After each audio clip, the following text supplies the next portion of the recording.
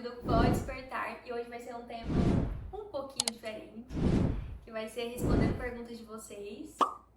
E a gente recebeu muitas perguntas, né? E a gente decidiu escolher algumas e responder. Então, vamos lá!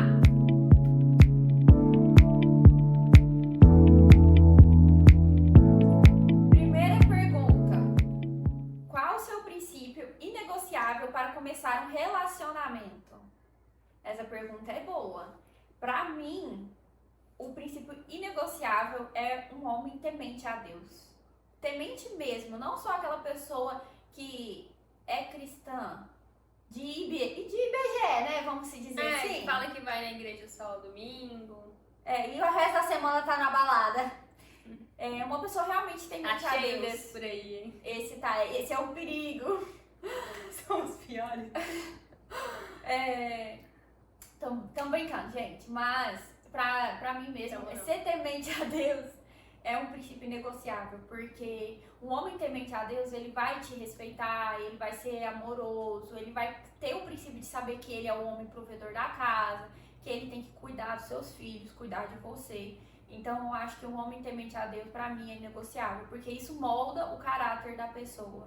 Sim, pra mim também, eu acho que é um primordial, assim, um homem ser totalmente temente a Deus, ter um coração, assim, mais parecido possível de Deus, porque a gente sabe que quando o homem, ele é totalmente temente a Deus, ele é totalmente moldável também, e ele vai melhorar diante das situações complicadas. Às vezes uma briga vai ter um direcionamento diferente, né? Sim, Então, pra mim, ser temente a Deus é um principal quesito. Hoje, na visão que eu tenho, né? Antigamente era totalmente diferente, mas hoje é esse. pra mim também seria totalmente. Como lidar com amizades tóxicas sendo cristão? Como é que você lida? Não lido. Não lida. Eu sou um pouco radical quanto a isso, porque a nossa vida já tem tantas coisas no nosso dia a dia, tantas coisas que a gente tem que resolver, que imagina só você ter uma amizade tóxica que não te apoia em nada, que só te coloca pra baixo, só te critica. Então Nossa, acredito que a gente... Eu acho que você tem que ir cortando, Cada um pensa de uma né? forma, mas eu não lido. Mas eu acho que você tem que ir cortando, porque Sim. viver com pessoas assim é muito ruim. Até porque quando você tá bem, elas estão lá. Mesmo tóxicas, elas estão lá. Se acontecer alguma coisa de ruim, elas vão embora na primeira oportunidade. Elas vão. Exatamente. E, gente, lembrando que amizades tóxicas não quer dizer, tipo, amizades do mundo. É amizades tóxicas daquelas que te colocam pra baixo, que... Não só estamos te rotulando, né? Exatamente, Tipo, não. amizade cristã e amizade do Não, mundo. porque o final foi, né? Sendo cristão, é só não lidar. Próxima pergunta. Como lidar com as críticas? Teve vergonha pra começar? Melhor pessoa pra começar a responder. Sim, muita vergonha. Inclusive, estou gravando aqui com vergonha, gente. Mentira, tem mais vergonha não. Tem vergonha sim. Menos, mas tem vergonha. Eu sempre falei pra Vanessa que eu tinha muita vontade de começar a gravar, de falar do evangelho, porque eu sempre fiquei fissurada, tipo, gente, eu tenho que falar de Deus pras pessoas, como é que eu tô guardando isso pra mim? Jesus morreu por mim, eu tô aqui, eu preciso falar. E aí surgiu a oportunidade de falar, né, pelas redes sociais. Mesmo assim, eu tinha muita vergonha. A Vanessa, que sempre falava já nas redes sociais, que me incentivou. Então, mesmo com vergonha, a gente começou a querer fazer essas coisas. Que aí também surgiu, né, a ideia do nosso canal aqui. Sim. E, gente, a Isabela é tão sábia e ela sempre teve tanta coisa pra falar que antes mesmo da gente iniciar o nosso canal, Não crie expectativa, gente. pode criar expectativas altas. Eu sempre incentivava muito ela a gravar. O cara, você tem que gravar, você tem que parar de ter vergonha das coisas, porque eu, primeiramente, em questão de lidar com críticas, eu não lido com crítica, porque eu não lido com nada que não é meu. E eu sempre quando eu penso nisso, eu falo, gente, eu vou ter vergonha das pessoas ou eu vou desagradar a Deus, sabe? Qual que pesa mais pra mim? Aquilo que Deus tem tanto falado comigo, aquilo pra eu pregar o evangelho, pra aquilo de eu falar dele, ou as pessoas que estão lá sentadas no sofá, gente, porque geralmente a crítica sempre vem de uma pessoa que tá sentada no sofá, que nunca tá fazendo nada. É triste, mas é verdade, infelizmente é isso. Não é que você não possa ter vergonha, porque a gente tem muitas vergonhas também. Sim. Mas você não pode deixar a sua vergonha te paralisar. Exatamente. Então vá com vergonha. Falar do evangelho, não guarde aquilo que Jesus já te entregou, aquilo que Jesus já te mostrou, o milagre e o amor dele somente pra você. Isso é ser egoísta Exatamente, tem muitas pessoas precisando aí da sua palavra, que Deus tem tanto confiado em você. E eu lembro que eu tinha muita vergonha, assim, em outra época da minha vida, mas quando eu decidi gravar o primeiro vídeo que Deus me incomodou, colocou as palavras na minha boca, você tem que falar isso, que foi através do meu testemunho, sobre, né, a minha experiência de ter voltado pra Goiânia, eu não tive vergonha de gravar, eu literalmente coloquei a câmera e comecei a gravar. Depois desse vídeo, eu juro, é como se Deus tivesse assim arrancado de dentro de mim toda a vergonha que eu tinha de falar em público, de falar pra muitas pessoas, ele tirou. Eu recebo muitas perguntas de meninas que têm vontade de gravar, mas têm vergonha também. Primeiro passo, não lida com perfeccionismo, porque você não é perfeita, não se compara a pessoas que estão lá 10 anos na frente de você. É muito diferente. Exatamente. Uma coisa que eu falo é faça o seu melhor, faça bem feito. Você fazendo o seu bem feito é sinal que você fica até com a consciência tranquila. Eu dei o meu melhor e pronto. Em questão de ser perfeito, de ser bom, a gente vai melhorando com o tempo. Então a gente nunca nem teria começado a gravar o pod. Vamos para a próxima pergunta. Como manter uma vida de devocional mesmo sem vontade? Eu falo muito que você sempre vai ter tempo e vontade para aquilo que é prioridade na sua vida. Se Deus é prioridade na sua vida, você vai ter tempo. Às vezes a gente não tem ânimo e vontade de ler, às vezes a gente está tão distraída com as outras coisas do mundo que a gente acaba esquecendo de ter um tempo de oração, um tempo de devocional com Deus.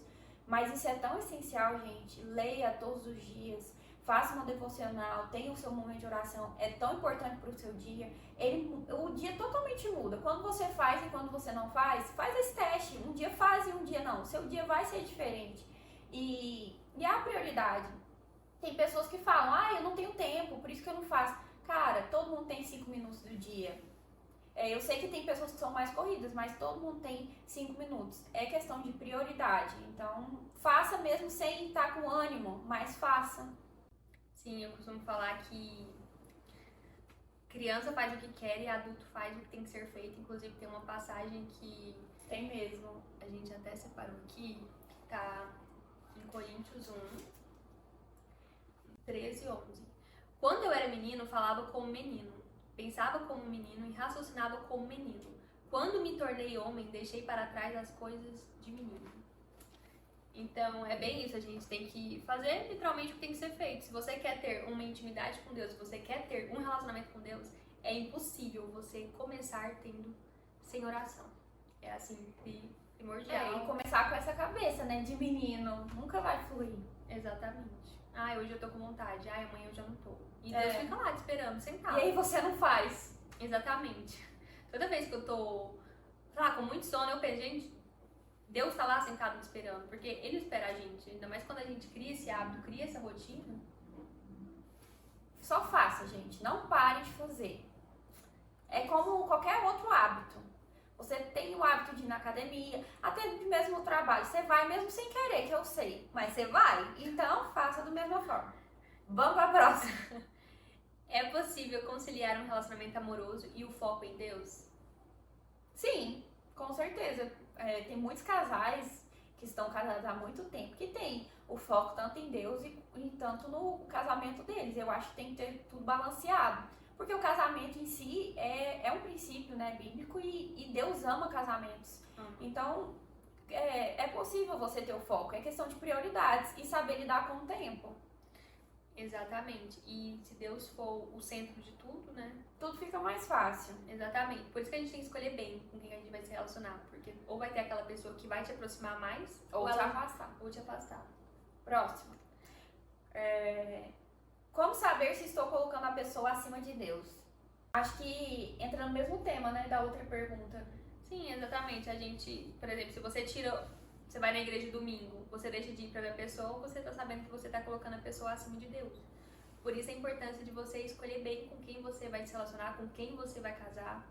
E eu vejo muitas pessoas que sempre vão na igreja, sempre estão com uma vida de devocional, uma vida, tipo, em Deus mesmo, e começam a namorar, porque o sonho da pessoa era namorar às vezes, e um relacionamento que Deus nem aprovou. E aí ela some da igreja, some de tudo, esquece, vai viver outro tipo de vida.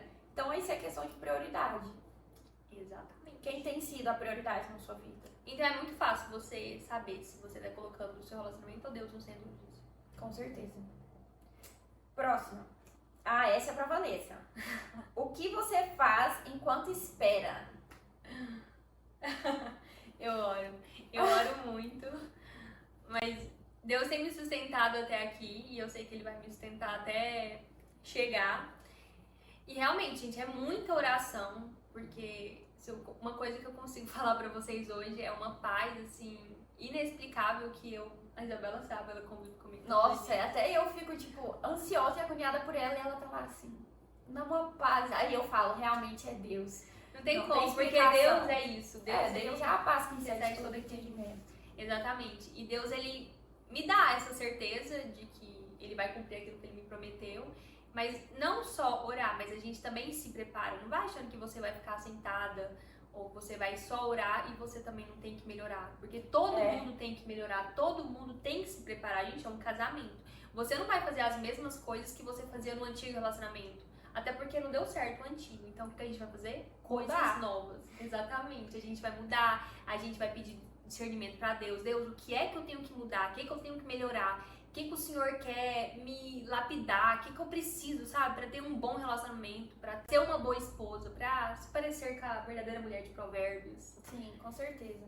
Então é isso, gente. É se preparar também, se melhorar, fazer curso. Tem muito curso hoje em dia de mulheres, muito, né? muito. E ora, gente. Uma vida de oração move montanhas. Exatamente. Próxima pergunta, eu acho que entra no mesmo tema, que a Vanessa vai responder também. Como você tem certeza de que irá casar? E solteiras, tem que mandar perguntas também pra casadas, viu? Só tem solteira aqui, você tá vendo, né? Fazer o quê, né? Gente, é aquela coisa, né? Deus, Ele é fiel pra cumprir tudo aquilo que Ele me prometeu. E Ele me prometeu que eu iria casar, que eu iria ter 3 filhos. E eu sou muito tranquila quanto a isso, que entra muito em questão de você ser paciente, de você estar, né, confiando. Porque se eu duvidar, é sinal que eu não estou confiando em Deus, eu não estou tendo fé. Então seria totalmente contraditório daquilo que eu falo, daquilo que eu prego. E eu tenho certeza, Ele me dá essa paz e Ele me confirma isso todos os dias. Viu, gente? Segue a dica. Próxima pergunta. Inclusive, eu quero até acrescentar, quando a gente confia em Deus, quando a gente tem certeza daquilo que Ele preparou pra gente, a gente não se confunde com as coisas que estão acontecendo no mundo, divórcio, separação, Com certeza. homens que não prestam, né, que as mulheres só sabem falar isso. Literalmente, eu fecho até meus ouvidos pra isso, porque eu tenho certeza que o meu não será assim, que será totalmente ao contrário disso. Então, quando a gente confia, a gente fecha os ouvidos pra aquilo que a gente não quer ouvir, pra aquilo que a gente não quer ver. E entra também no vídeo passado, né, que a gente falou sobre o poder da boca, da gente profetizar na nossa vida, né? Inclusive, se você não viu, vai lá no nosso canal, veja esse vídeo, ele tá maravilhoso. E antes de acabar também esse vídeo, compartilha, se essas perguntas estão fazendo sentido pra você, compartilha com uma amiga, compartilha com alguém que precisa ouvir, curte esse vídeo, e se você tá gostando, comenta aqui, se você quer que a gente responda alguma pergunta sua. Bora pra próxima? Vamos. Como vocês se aproximaram de Deus e como surgiu essa ideia de levar o Evangelho? Pra falar a verdade, sempre foi uma vontade minha, né, de falar de Deus. Eu já falei aqui que guardar Jesus pra mim é puro egoísmo. E surgiu essa vontade, tipo, numa conversa nossa mesmo. E eu jurava que era brincadeira, quando eu falei, nossa, a gente podia criar um podcast. A gente conversava tantas coisas que a gente falou, não, isso que a gente conversa tem que ser gravado. As pessoas precisam ouvir. Foi muito isso. E aí, eu falei... Só que a Isabela achou que ficaria por isso, né? Só que aí eu fui pra casa, gente, eu juro, Deus ficou a semana inteira me incomodando com essa ideia. E eu, Deus, como assim? Um podcast? Mas tudo foi muito rápido, né? E, tipo, muito tranquilo. E eu aceitei de primeira. E eu falei pra Vanessa, se eu tivesse pensado um pouquinho, eu não teria aceitado. Isso me assustou muito, ela ter aceitado de primeira, porque antes ela tinha muita vergonha, agora ela não tem mais. E é isso, então, siga o fluxo, gente. E como vocês se aproximaram de Deus? Eu sempre acreditei em Deus, mas eu nunca fui temente a Ele, nunca vivi pra Ele, nunca entreguei minha vida pra Ele. E foi na dor. Geralmente as pessoas sempre voltam pra Deus na dor. Verdade. Quando a gente tá sofrendo, assim, a gente volta pra Deus. E foi exatamente assim. Voltei pra Deus e... Nunca mais vai sair, aleluia. Nunca mais, porque, gente, juro, eu não consigo imaginar a minha vida sem Ele. Eu não sei Amém. como que eu fiquei tanto tempo sem entregar minha vida pra Ele. E isso é lindo. É maravilhoso de ver, gente. E essas foram as perguntas. Se você tem, como eu disse, comenta aqui pra gente te responder. E fique aqui no nosso canal, porque vai ter muito vídeo bom. E é isso aí. Beijo! E se você quer mais temas de perguntas, mandam lá no nosso Instagram, na nossa rede vizinha. Tchau, gente! Até mais!